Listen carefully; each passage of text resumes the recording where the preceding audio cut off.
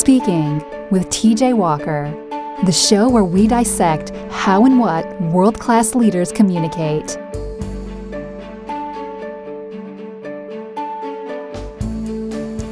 Welcome to the program today. A lot in the news I want to cover that relates to speaking, media skills, crisis communication skills. Here's one of the most depressing headlines I've seen in a long time, and believe me, there have been a lot of depressing headlines lately. This one is on one of my favorite websites, Vox.com. It's entitled, Why You Should Assume Your Email Will Get Hacked or Leaked Eventually. Now, we've all seen in the news, John Podesta, the campaign chairman for the Hillary Clinton presidential campaign, his emails were hacked. If you dig down, it looks like he actually did a number of smart things. He didn't just give out his password. He sent it to his IT person that had it thoroughly checked out. He was skeptical, and still, somehow, his password got out and all of his emails leaked. Now, you may love Podesta, hate Podesta, love Hillary, hate Hillary. That's not the point of this. But one of the shocking things to me was how, frankly, mild-mannered and the fact that there was really nothing horribly embarrassing in these emails. Now, folks, I don't think I'm any worse or any better than most people, but certainly over the years, have I ever sent a joke or received a joke that certain people might find wildly offensive? You bet. And I've got a couple of concerns here. One is our future political leadership. I mean, politics is so nasty now, you'd almost have to conclude someone is insane to want to run for public office. And I say that as someone who, as a kid, I love the idea of political office. I wanted to be president. I definitely aspired to run for public office. At some point, I figured out that wasn't the best calling for me. So I no longer would love to run for public office or see myself running for public office. But does that mean, I don't know, 10, 15, 20 years from now, if a governor or senator, president wanted me to serve on some commission or some body or some appointed position, that it's inconceivable for me to want to serve? No, it's not inconceivable. But do I have to wonder about, did I send a joke that somebody thought would be insensitive somehow in 1997? Do I want to have to think about that? Now, at some level, especially with younger people, the standard is going to change.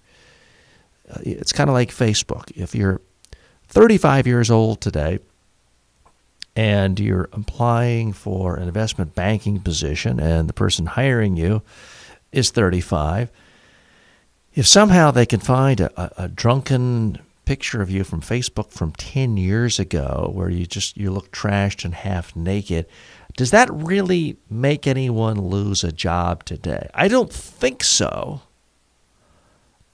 but it could.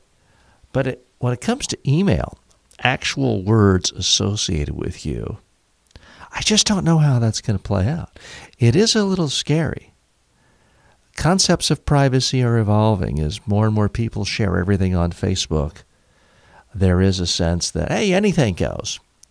But still, the act of posting a photo on Facebook is something that people do in a conscious way, typically. You don't just step into the shower one morning and then act non-surprised if you see a live video of yourself or a picture of yourself snapped while you were in the shower. I can't imagine we get to that point where there's absolute zero concept of a privacy sphere. So that is my concern about these emails. And if you're on the opposite political side of people who've been hacked, it's funny to say sort of ha, ha, ha, but it could happen to you. It could happen to me. I don't know what the solution is, but I know it's a growing problem.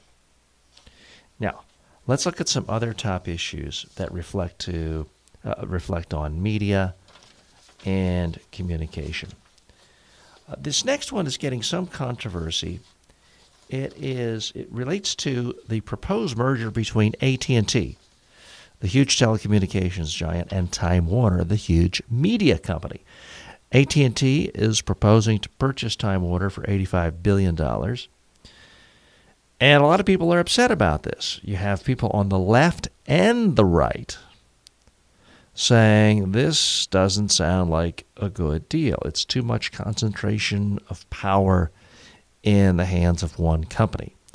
Part of the fear is you have a button-down, conservative organization that really just knows about pipes taking over an organization like HBO, which is a part of Time Warner. Is some conservative, straight-laced executive at AT&T going to say, well, gosh, Bill Maher on Real Time said something I don't like, or somebody who I went to church with doesn't like, so let's cancel him? Yeah, is that going to happen? Because there are a number of programming decisions in the Time Warner empire, certainly at HBO, where there's some subjectivity.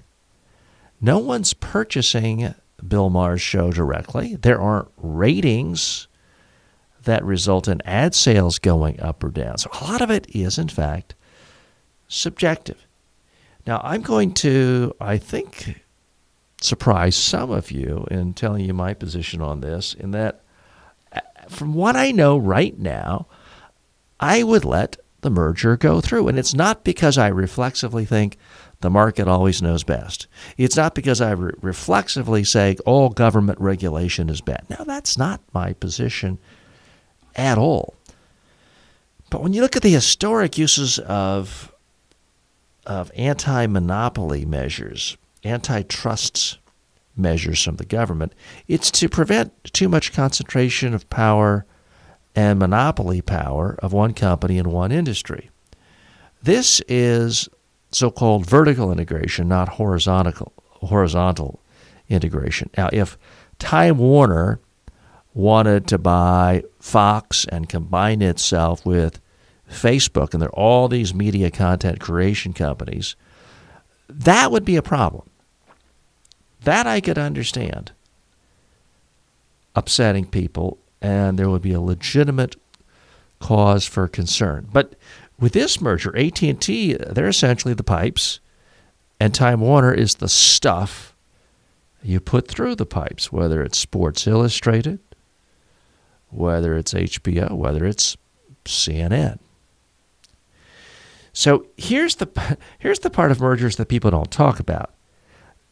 Because I was certainly around the last time Time Warner went through a big merger with a little-known company that no one ever remembers anymore called AOL, America Online. Now, at the time, it was the biggest merger ever. Tremendous hype. I can still remember Ted Turner. This is 16 years ago. Ted Turner, the founder of CNN, say he had never been this excited about a merger since the night he lost his virginity. Talk about sound bites, folks. And it was hyped relentlessly.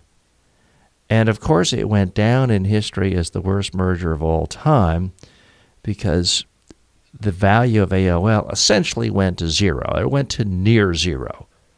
Every single thing that every single part of their stock that Time Warner merged into it was lost. All the so-called value of AOL essentially was vaporized. Disastrous implication. Now, did consumers get harmed in that merger? I don't think so. If I had been a stockholder of Time Warner, I would have been harmed. Now, if you're a stockholder of AOL, it was the greatest thing ever. People forget about that.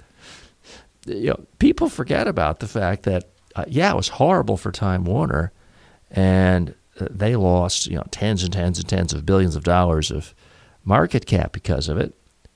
But it was fantastic for AOL because they probably would have gone out of business after the internet bubble burst, or they certainly would have seen their value drop by about 90 or 95% about a year and a half, 2 years later. So they essentially kept themselves propped up. Here's the thing. A lot of smart people thought that was a great deal. The government did not stand in its way, and only people in the private sector got hurt. And I think that by and large, that's where you want most risk to take place when it comes to an economy. You want private sector shareholders taking risk. I'm simply not aware of any consumer who was drastically, radically harmed by the AOL Time Warner merger. Now, some of you can disagree. I would contend that any problems the consumer faced had a lot more to do with the hierarchy and the bureaucracy of Time Warner. On the Time Warner side, on the AOL side, do you really miss dial-up? I didn't think so. So there's certainly a good chance that this merger won't go through, because anytime you can unite the political right and the political left in the United States, it's a good chance you can kill something off. But when I look at all the ways the economy and the society of the United States could benefit from smart regulation, from better regulation, I just don't think that I would put this on the top of my list, or frankly, on my list. Now, speaking of the private sector and the free market, the video service Vine is going out of business. This is the site where you can post videos, but they're only 6 seconds long. There's a strict time limit, and you had to make the videos on your cell phone. I confess I don't quite get it. I've seen Vine videos. I haven't participated, primarily because maybe I'm not concise enough and I'm too wordy and windy. Part of it is I like to shoot videos with a professional video camera and not my cell phone. Part of it is I'm just opposed to artificial time limitations of 6 seconds. It's one of the things I'm not 100% a fan of the TED Talks. I'd much rather listen to somebody give a fascinating, brilliant speech for 45 minutes than to have it artificially cut off at 18 minutes the way the TED Talks do. But if you're going to have a limit, 18 minutes is not necessarily a bad limit. 6 seconds, to me, just shuts down the capacity to really communicate, not everything, but most serious ideas. Anything beyond a chuckle or something to mock or laugh at, I think you lose a great deal by limiting to 6 seconds. So here's the problem for a lot of people. A lot of people went on Vine. They were early adapters. They started to build an audience. There are stars on Vine. Don't ask me who they are. But they have millions and millions of followers, millions of views, some of them daily. Some of them have made entire businesses, careers out of their appearances on Vine, and now it's all going away. And that, my friends, is the problem of putting all your eggs in one basket, of investing all your energies in one platform. Because I've made that mistake myself. As some of you may know, I had a YouTube channel, and I won't bore you with the tedious details, had more than 10,000 videos, and YouTube up one day and just jerked it down, took it down. Absolutely no indication of anything wrong. To this day, they won't tell me why.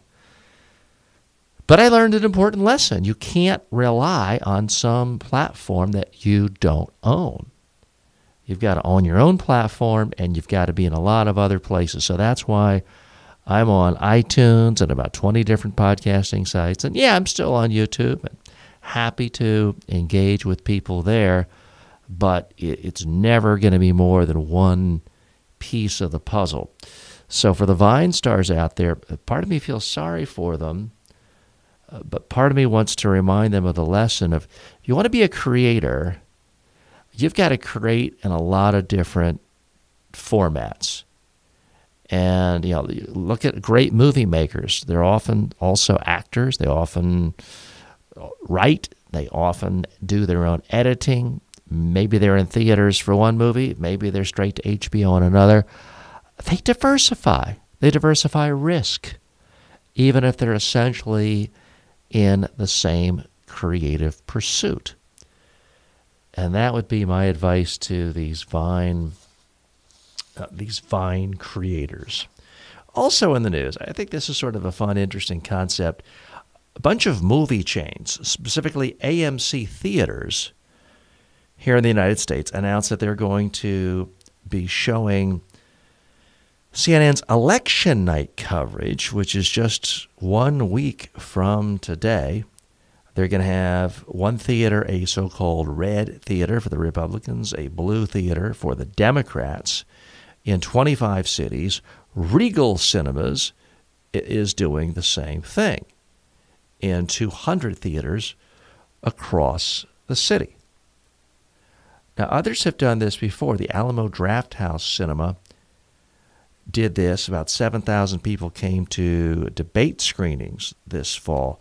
It turns out that people like to watch important events around other people. There's a social component. And I have to confess, I almost went to a huge theater where I live right outside of New York City, and I'm a part of the Huntington City in Long Island. I live in Dix Hills, which is a part of Huntington, and they have a big Paramount theater here.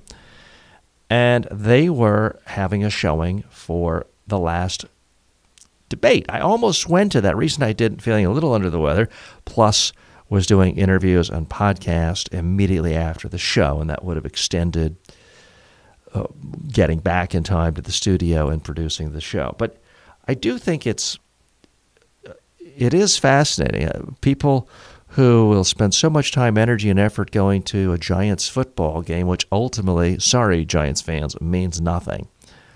Why not watch speeches, election coverage with people, with the community, especially if it's people you share ideas with? So I take my hat off to the theater owners.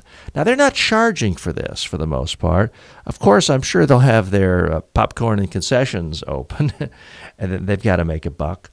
Plus, I guess some of them, if you want to reserve a seat, are charging for that. And, you provide a great big screen and a chair. That's a service, I think, worthy of paying for. Okay, final topic of the day. And, folks, I'm going to talk about this in politically neutral terms. So anybody you don't like, just assume the people I'm talking about are those people. If you do like them, assume it's somebody else. So here's the strategy, the tactic I find fascinating as we see in the American political system today, big time, or bigly, as some candidates say, or big league, as allegedly some candidates say. But here's the tactic. It's called working the refs. Now, anyone who's ever been to a Little League kids game or been a part of that knows that there are some parents and some fans where every single call a ref makes, you just complain unless it's 100% in your favor. Every single close call, you scream, yell, curse, bloody murder, saying that the ref has somehow harmed you, was blind, was an idiot. And if the other side, if your opponents aren't doing that, the theory goes, and I think there's huge validity to this, that refs are human beings, and like most human beings, they start consciously or unconsciously doing things to eliminate pain, to eliminate suffering. So if it's a really close call and I make the call in favor of little Jimmy, but that goes against little Sally, and her daddy is TJ, and TJ's going to scream bloody murder and threaten to take the ref out back every time and beat him up. But little Jimmy's father never does that, or mother never does that. At some point, the ref says, you know what, it's a close call. I really don't want that mean, nasty Daddy TJ cursing, screaming at me. I'll just call it against the other little kid. That's what does happen. I've seen it happen. You've seen it happen. So what in the world does that have to do with politics and big-time news? Well, there is one political party in America, and I'm not even going to say which one. You can deduce whatever you want because this isn't a political podcast. But there is one political party in America that for the last 20 years, I mean, it's been a part of their themes for the last 40 and 50 years, but especially the last 20 years, and especially the last 8 years, it has been a major, major theme of every single issue that gets into the media. The media are trashed and vilified as being tools of the other party, as being mere propagandists, of being unfair, of being biased. So you have a situation where so many so-called mainstream journalists, in an attempt to not be criticized for being biased, are in fact biasing their coverage in favor of the group that's constantly screaming about media bias. It's kind of crazy. It's bizarre. It's unfair. I would argue it's unethical. But boy, oh boy, is it successful. It really does work. Now, I'm not advocating this as a media training technique for my clients. But if I'm going to be honest with you, and I am, and fair with you, I do have to give you a sense of what is working around the world. And I got to tell you, this is really, really working. If every single day you look at every single piece of news coverage through the lens of, does this make me and my team look good? If the answer is yes, then you say it's fair coverage. If it's anything that makes your team look bad, even if all the facts are obvious to anyone that your team deserves criticism. Let's say I'm your team and I have murdered someone and stolen from banks and committed all sorts of atrocities, and a reporter writes the facts. Well, using this strategy, you would just scream bloody murder and say that the reporter who's written these facts about TJ is unfair, unbiased, unprofessional, is a partisan hack, and deserves to be fired. And you might not win a retraction.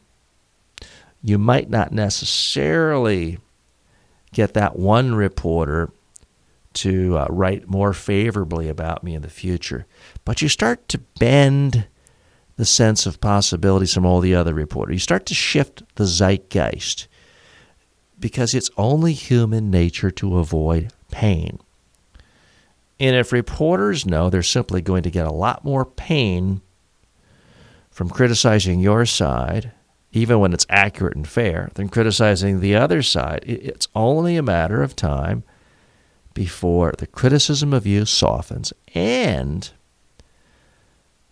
the criticism of the opponent attack. Now, you do this long enough, and the very same people who work the refs can now get any negative story they want about their opponents in. Because if they put something out there, if they hold a press conference or they plant it in one particular obscure website that's considered to be part of their team, they can now go to these so-called mainstream media people, these refs, and say, aha, you didn't cover this negative, nasty story about my opponent. And the mere fact that you didn't cover them means you're biased, means you're unfair, means you're now a member of the other team. Now, initially, the reporters will say, yeah, but there's really no proof here, and it's kind of an obscure website. But then your team can just come right back and say, well, at least do it fair. At least quote us saying what we want. You can always quote the other side saying, no, we did not molest that tree, or no, we're not guilty of attacking that penguin. Do a he said, she said. And finally, the mainstream reporter's like, okay, you got me. I'll do that.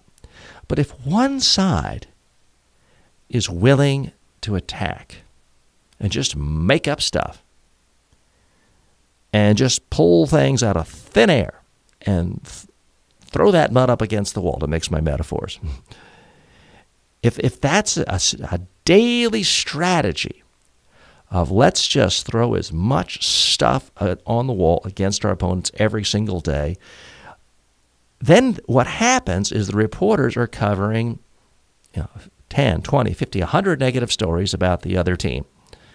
The other team, if they don't play that strategy, they spend all their time on defense. So if you're the other team and you're against me, I have to spend all my time saying, well, it's not true. I didn't put my own dog in the microwave. It's not true. I didn't drown my cat in the pond. It's not true. I didn't run over neighborhood children on my tractor for fun. And if all you ever hear about me is that, TJ's the guy who's accused of putting his cat and dog in the microwave, killing animals, running over kids, and he's defensive about it, pretty soon you're going to think TJ is just the worst guy in the history of the world. And that is what I believe is going on in the media world today. And if it does present horribly difficult ethical challenges, because if you are on the receiving of that, if you're not playing the work the refs media strategy, and all you're doing is defending and sticking to the facts, you're going to lose. You're at least going to lose a tremendous amount of ground, and it's not going to be a fair debate. And I don't have the solution for it. I'd love to hear from you. What do you think the solution is? And folks, this is not a purely partisan, or it's not in any way a partisan podcast. So if you notice, I have not even mentioned any one party name. I'd like to hear from you. Give me your comments. Send them to @TJ Walker on Twitter. Thanks a lot. See you next time. Thanks for listening to Speaking with TJ Walker.